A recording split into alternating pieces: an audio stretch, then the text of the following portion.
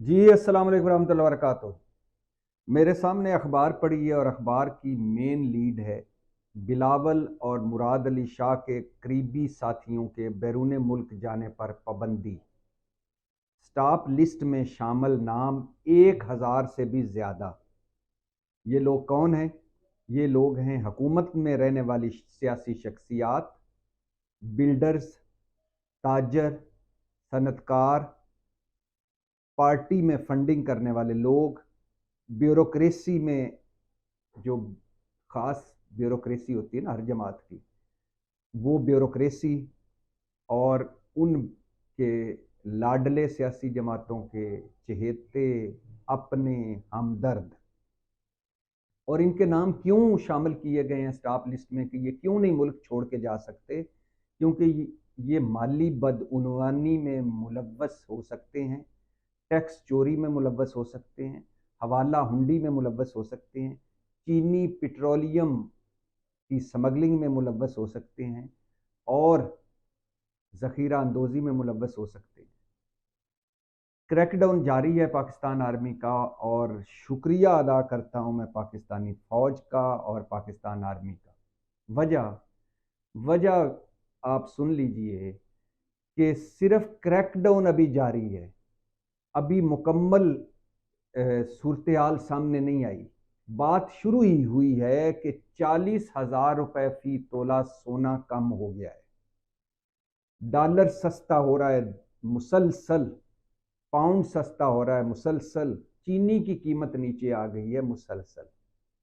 इन जालिमों और बेहिस माफियाज ने इस मुल्क की रेड़ लगा दी और इस कौम को तबाह बर्बाद कर दिया। इन्होंने इतने पैसे कमाए इन जालिमों ने, माफियाज ने, ये चीनी वाले माफियाज हों, ये बिजली घर, निजी बिजली घर डाकों वाले माफियाज हों, आटा गंदम वाले माफियाज हों, तंबाकू वाले माफियाज हों, ये अद्वियात वाले माफियाज हों, ये माफियाज का मुल्क है।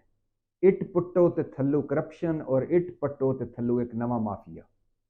और इन माफियाज की जड़ें, इन माफियाज के खुरे खुरे पंजाबी में कहते हैं कि जो कदमों के निशान होते हैं, ये मिलते हैं जाकर बड़ी सियासी जमातों के साथ, और बड़ी सियासी जमातों के ये मुखबर भी होते हैं, ये उनके फंडिंग भी उनको करते हैं, ये उनके चहेते भी होते हैं और उनके लाडले भी होते हैं।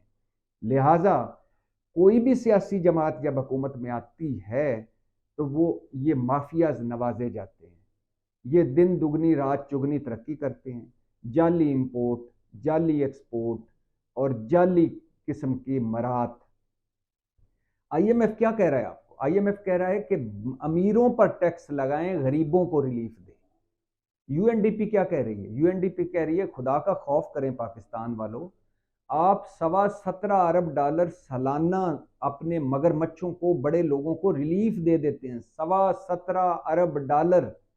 हम $1 अरब लेने के लिए आईएमएफ के कदमों में बैठे हैं।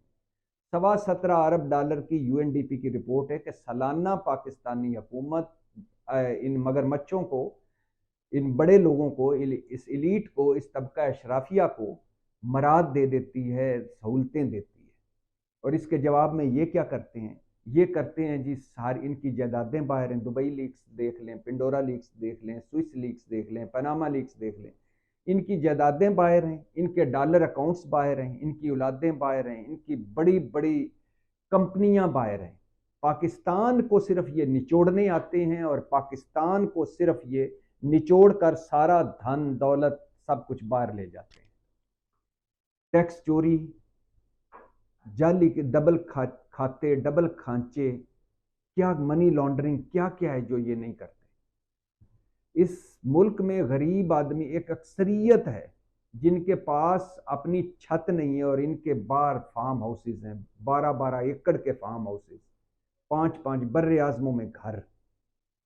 मुल्क गरीब हो गया, मुल्क के इदारे लुट गए और वो तबाह बर्बाद हो गए। ये कैसे अमीर हो गए? एक खसारे में, कर्जों में डूबे मुल्क के ये लोग कैसे अमीर हो गए? कौम गरीब है, मुल्क गरीब है, ये कैसे अमीर है?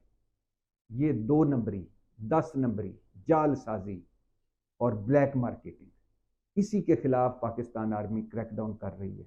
اور اسی کے خلاف پاکستان آرمی ان مگرمچھوں پر ہاتھ ڈال رہی ہے۔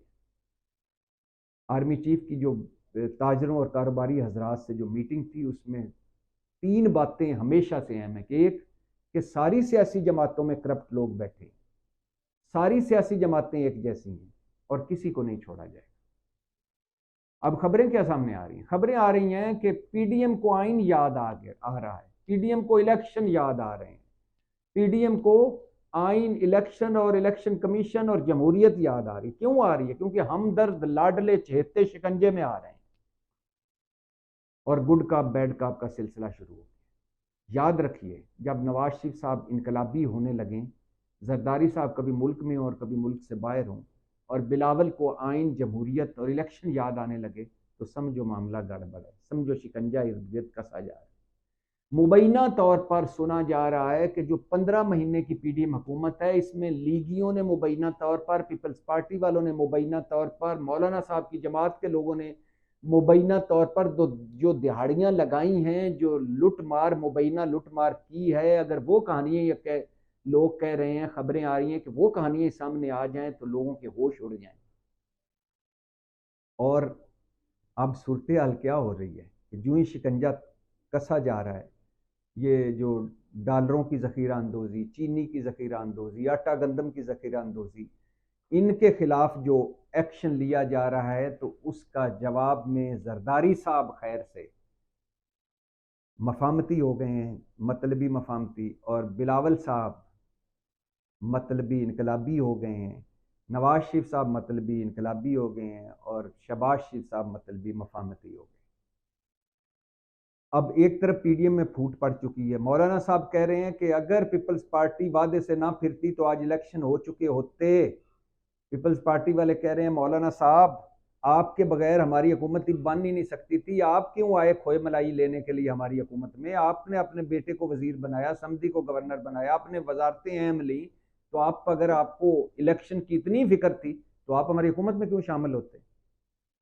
پیپلز پارٹی والے کہہ رہے ہیں کہ یہ کٹ پتلیاں مت بنائیں، کٹ پتلیاں مت بنائیں، یہ تجربہ ختم کریں۔ اور پیپلز پارٹی والوں کو عمران خان بھی یاد آ گیا ہے، عمران خان کی جیلیں بھی یاد آ گئیں۔ بلاول کہہ رہے ہیں ہماری کوئی سیاسی دشمنی نہیں کسی سے، اور یہ جو جیلوں میں مصیبتیں کاٹ رہے ہیں، ان کو کہنا ہے گھبرانا نہیں، الیکشن 90 دن میں کرائیں۔ اور مسلم لیگیوں نے کہا ہے کہ ہمیں پتہ ہے بلاول بھائی کہ کون کتنا ڈیموکریٹ ہے، اور یہ کٹ پتلیاں کون ہیں، ہمیں بھی پتہ ہے کون ہے کٹ پتلیاں، لہٰذا آپس میں پھوٹ پڑی ہوئی ہے، گھیرا تنگ ہو رہا ہے، اور ایک وہ نفسا نفسی کا سما ہے۔ لیکن یہ سیاست ہوتی رہے گی، یہ ساری چیزیں چلتی رہیں گی، یہ چونکہ جعلی قسم کے جمہوریے ہیں، جعلی قسم کے آئین پرست ہیں، جعلی قسم کے پارلیمنٹ کے تقدس کو ماننے والے ہیں، جعلی قسم کی ووٹ کی عزت اور سویلین بالادستی کے پرچارک ہیں، لہٰذا ان کو تو چھوڑ دیں۔ انہوں نے تو موجیں لوٹی ہیں، ان کی تو سمجھ آتی ہے کہ سندھ جب پیپلز پارٹی کے ہاتھ سے نکلا، اور جب ان کے چہیتوں کی پوسٹنگ تبادلے ہوئے، اور جب مولانا بھی اقتدار سے باہر ہوئے، لیگی بھی اقتدار سے باہر ہوئے، تو ان کی تڑپ تو سمجھ آتی ہے، اور الیکشن بھی آگے سے وہ جو کھٹائی میں پڑتے نظر آ رہے ہیں، کیونکہ اس سے پہلے کریک ڈاؤن ہے، تو وہ تو سمجھ آتی ہے، لیکن کریک ڈاؤن جاری رہنا چاہیے، سمگلروں کے خلاف، مافیاز کے خلاف، ان جیونکوں کے خلاف، ان بنارسی ٹھگوں کے خلاف، ان جیرے بلیڈوں کے خلاف۔ اور میری دعا ہے کہ جو کچھ سنا جا رہا ہے، اگر اس کا 50% بھی ہو گیا، ہمارے ملک میں ہوتا یہ ہے کہ ایک چیز شروع ہوتی ہے، درمیان میں کوئی مفاہمت ہو جاتی ہے، درمیان میں ہم کوئی ڈی ٹریک ہو جاتے ہیں، درمیان میں ہم کوئی لیفٹ رائٹ ہو جاتے ہیں، سمجھوتا ہو جاتا ہے، درمیان میں اتنی بڑی ایک افسر نے مجھے بتایا کہ اس نے کہا کہ میری تنخواہ 1.5 لاکھ، جب کوئی مجھے 50 کروڑ کی آفر کرے گا تو کیا میرا ایمان نہیں ڈولے گا؟ یہ مافیاز اتنے بڑے ہیں کہ جس کی قیمت 1 لاکھ روپے ہو، اس کو 5 کروڑ آفر کرتے ہیں کہ تاکہ نہ کی گنجائش ہی نہ رہے۔ یہ طاقتور لوگ ہیں، مافیاز لوگ ہیں، یہ پیسے والے لوگ ہیں، یہ سب کچھ خرید لیتے ہیں۔ تو اس مرتبہ دعا یہی ہے کہ یہ جو مہنگائی، بے روزگاری اور غربت میں پھنسی قوم ہے، اور جس کو اب اکثریت کو اس سے کوئی غرض نہیں ہے، کہ آگے کیا ہونا ہے، وہ کہتے ہیں ہمارا کچن چلے، ہمارے بچوں کی فیسیں دی جا سکیں، ہم بل ادا کر سکیں، ہمارا دن گزر سکے، ہمارا مہینہ گزر سکے۔ ان جو لوگوں کو، جو 24 کروڑ 60 لاکھ لوگ ہیں جو جانوروں سے بدتر زندگیاں گزار رہے ہیں، ان کی دعائیں لینی ہیں آرمی نے اور آرمی چیف نے، تو یہ کریک ڈاؤن کو منطقی انجام تک پہنچائیں اور بلا امتیاز، بلا تفریق اور اکراس دا بورڈ ساروں کو پکڑیں اور ان سے پیسے نکلوائیں، ان سے چوری کا مال، سمگلنگ کا مال، ذخیرہ اندوزی کا مال۔ اللہ کرے جو کچھ سنا جا رہا ہے اس کا 50% ہی ہو جائے، ورنہ اس ملک کے پاس اب آپشن کوئی نہیں رہا۔ 9 مہینے کا سٹینڈ بائی معاہدہ IMF کا ختم ہو رہا ہے، قرضے اتنے ہیں کہ سود دینا مشکل ہو رہا ہے، مہنگائی اتنی ہے کہ عوام کا دن گزرنا یعنی مہینہ گزرنا مشکل ہو رہا ہے، دوست ممالک منہ نہیں لگا رہے اور زر مبادلہ دن بدن گھٹ رہا ہے۔ تو اب کریک ڈاؤن کا ہی وقت ہے، لہٰذا یہ آخری کوشش ہے، ورنہ انارکی پھیل جائے گی، ورنہ یہ جو حال اس ملک کا چل رہا ہے تباہ کن ہوگا سب کے لیے۔ یہ بڑے تو اپنے اپنے بریف کیس اٹھائیں گے اور اپنے اپنے آبائی وطنوں کو لندن، دبئی، امریکہ، یورپ نکل جائیں گے۔ ہم لوگ جو ہیں جن کے پاس کوئی آپشن نہیں ہے، یہ ادھر جانوروں سے بھی بدتر زندگیاں گزاریں گے۔ تو آپشن یہی ہے جو ہو رہا ہے، اور اللہ کرے یہ کامیاب ہو جائے۔ پاکستان زندہ باد۔